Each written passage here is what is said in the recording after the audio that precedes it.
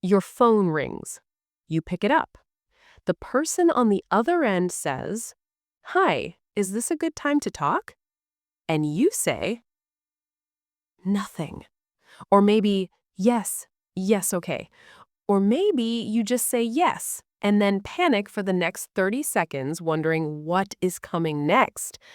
But what if, instead of that, you said, "Yes, of course. How can I help you?" Or, "Actually, could I call you back in 10 minutes? I am just in the middle of something." Natural, warm, completely in control. That is exactly what you are going to say by the end of this video. Stay until the end, because today, your phone stops being something you fear and starts being something you answer, confidently, naturally, in real, everyday English. Hello, everyone. Welcome back to Everyday English with Ember. If you are joining us for the very first time, welcome to the family. This is your safe, warm, judgment-free home for English learning. One day, one sentence, one brave step at a time. And if you have been here since day one, 13 days strong. 13 days. Think about that for a second. 13 days ago, you walked in here, maybe nervous, maybe doubtful, maybe not even sure you would make it past day one. And today, day 13, you are still here, still speaking, still growing, still showing up. I just want to say, I see you, and I am so proud of you. This is day 13 of our 30-day English Shadowing Challenge. And today, we are tackling the one English situation that scares more learners than almost anything else: the phone call. In English. Let's do this. I want to tell you about a feeling that almost every English learner shares. It's not the fear of speaking in front of a crowd. It's not the fear of making a grammar mistake. It's smaller than that, more private, more personal. It's the feeling you get when your phone rings and you know it's going to be in English and your stomach drops.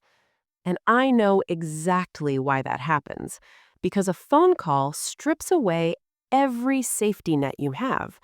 When you speak to someone face to face, you have their expressions, their gestures, the way they lean in when they're listening, the way their eyes tell you, "Yes, I understood, keep going." On the phone, all of that disappears. Just a voice and silence, and the terrifying possibility that you won't understand and they will know. But here's what I want you to understand about that fear. It's not a sign that your English is bad. It's a sign that you care, that you're trying, that you're putting yourself in situations that stretch you. And stretching, even when it's uncomfortable, is exactly how growth happens. Every confident English phone caller you have ever admired was once exactly where you are right now, scared, avoiding, letting it ring. And then one day, they practiced. They answered the phone, and the call went okay. And okay was enough, because okay became good, and good became confident. That journey starts today. Phone calls in English have a structure, and once you know the structure, the fear shrinks dramatically, because most phone calls, personal, professional, or practical, follow the same basic pattern. Someone answers, someone states their purpose, information is exchanged, something is confirmed, the call ends warmly. That's it. That's the whole structure. Today, we shadow every part of that structure, from answering to asking to confirming to ending, so that the next time your phone rings in English, instead of your heart dropping, you feel something completely different. Ready? Here's something special about today's practice. Phone call sentences are different from cafe sentences or shopping sentences. Because in a cafe, you can point, you can smile, you can use your whole body. On the phone, you only have your voice, which means the sentences have to be natural, automatic, already yours. And that's exactly what shadowing builds. When you shadow a sentence until it lives in your body, it becomes available to you even under pressure, even when your heart is beating fast, even when the call is unexpected, because the sentence is already there, already waiting. Practice them today, own them forever. Same 5 rules, every single day. Rule 1, listen first. Feel the meaning, no translation. Rule 2, repeat out loud 3 times, loud and clear. Rule 3, mistakes are welcome. They mean you're trying. Rule 4, feel every word. Today, imagine you are actually on a phone call as you say each sentence. Feel the phone in your hand. Make it completely real. Rule 5, go at your own pace. Pause and repeat any sentence as many times as you need. This is your practice. Ready? Let's answer that call in English. Listen carefully. After the pause, your turn. Out loud, 3 times. Hello, this is Sarah speaking. How can I help you today? Hello, this is Sarah speaking. How can I help you today? Hello, this is Sarah speaking. How can I help you today? Say your own name when you practice this. Use it every time you answer a call, personal or professional. Yes, of course. How can I help you? Yes, of course. How can I help you? Yes, of course. How can I help you? When someone asks, "Is this a good time to talk?" this is your answer. Warm, natural, and completely in control. Actually, could I call you back in 10 minutes? I am just in the middle of something. Actually, could I call you back in 10 minutes? I am just in the middle of something. Actually, could I call you back in 10 minutes? I am just in the middle of something. When you get a call at a bad moment, this is exactly what you say. Polite, honest, and completely natural. I'm sorry, could you please speak a little more slowly? I'm sorry, could you please speak a little more slowly? I'm sorry, could you please speak a little more slowly? When someone speaks too fast, anywhere, anytime, this is your sentence. Say it confidently. It is always acceptable. I'm sorry, I did not quite catch that. Could you repeat it, please? I'm sorry, I did not quite catch that. Could you repeat it, please? I'm sorry, I did not quite catch that. Could you repeat it, please? When you miss something on a call, this is so much more natural than "what?" or "sorry?" Use it every time. Could you hold on just one moment, please? I need to check something. Could you hold on just one moment, please? I need to check something. Could you hold on just one moment, please? I need to check something. When you need a second to think or find something, this buys you time politely and professionally. Could I take your name and number and call you back shortly? Could I take your name and number and call you back shortly? Could I take your name and number and call you back shortly?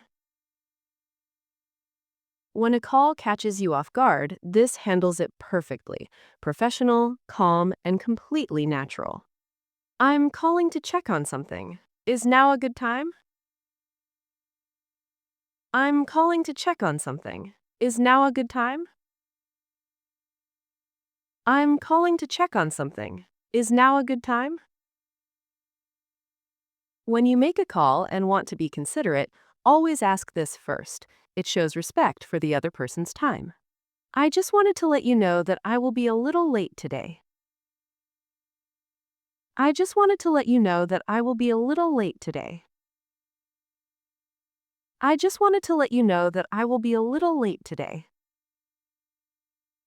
running late to meet a friend, a colleague, anyone.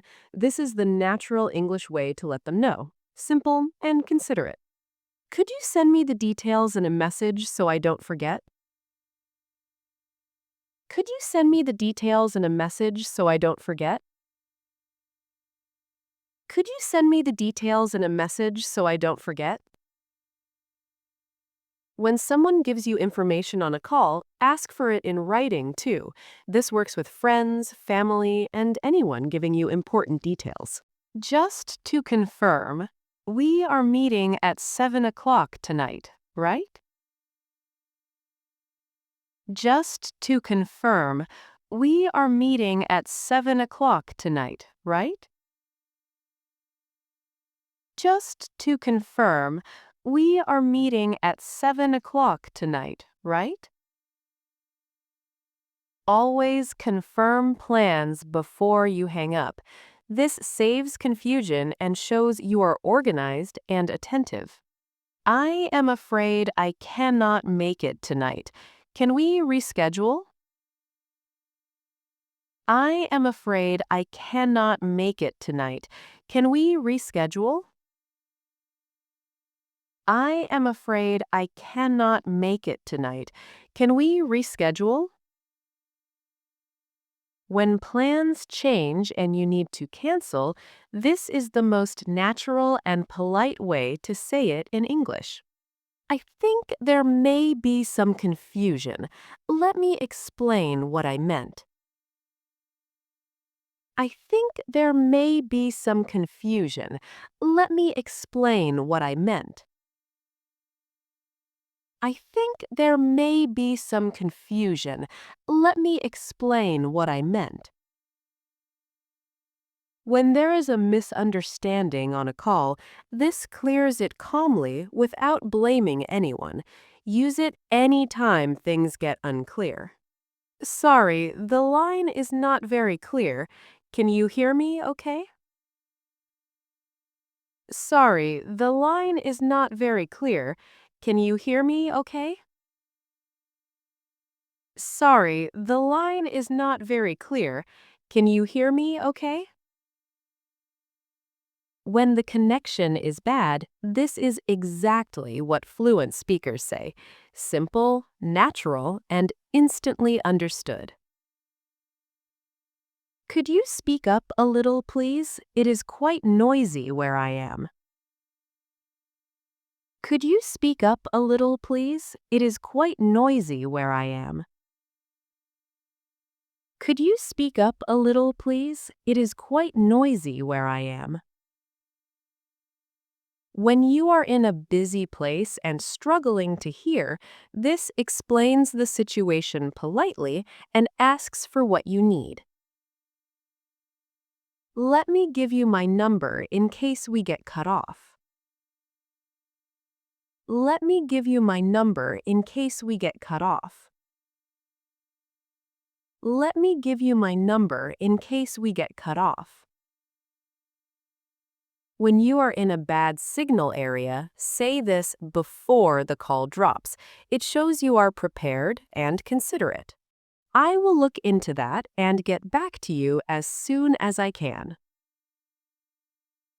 I will look into that and get back to you as soon as I can. I will look into that and get back to you as soon as I can. When someone asks you something you cannot answer right away, this is the most natural and professional response in English. I just wanted to make sure everything is clear before we hang up. I just wanted to make sure everything is clear before we hang up. I just wanted to make sure everything is clear before we hang up. Before ending any important call, say this. It prevents misunderstandings and shows you care about getting things right. Thank you so much for calling. It was really good to hear from you. Thank you so much for calling. It was really good to hear from you. Thank you so much for calling. It was really good to hear from you. When a friend or family member calls, end the call with this: warm, genuine, and completely natural in everyday English. It was lovely speaking with you. Have a wonderful rest of your day. It was lovely speaking with you. Have a wonderful rest of your day. It was lovely speaking with you. Have a wonderful rest of your day.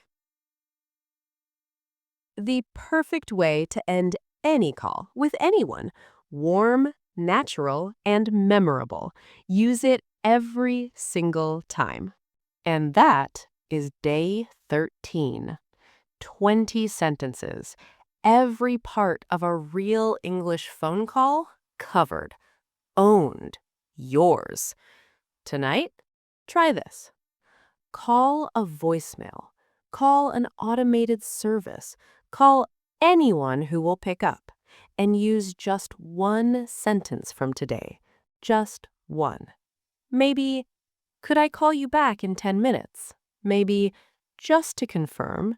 Maybe, it was lovely speaking with you. One sentence in a real call. Tonight.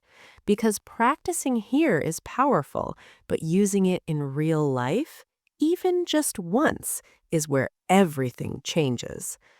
Now, comments time. Tell me, what is your biggest fear about phone calls in English?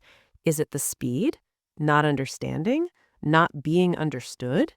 And tell me, which sentence today felt like the one you have always needed? Tell me which country you are from. I read every single comment, and I cannot wait to hear from you. 17 days left. Every single day, another fear becomes a skill. Come back tomorrow for day 14. Same time, same place, right here on Everyday English with Ember. Thumbs up if today made you feel like you could actually pick up that call. Subscribe and hit the bell. And share this with someone who has been letting their phone ring because English on the other end feels too scary. Thank you for being here. The next time your phone rings in English, pick it up, because now you know exactly what to say.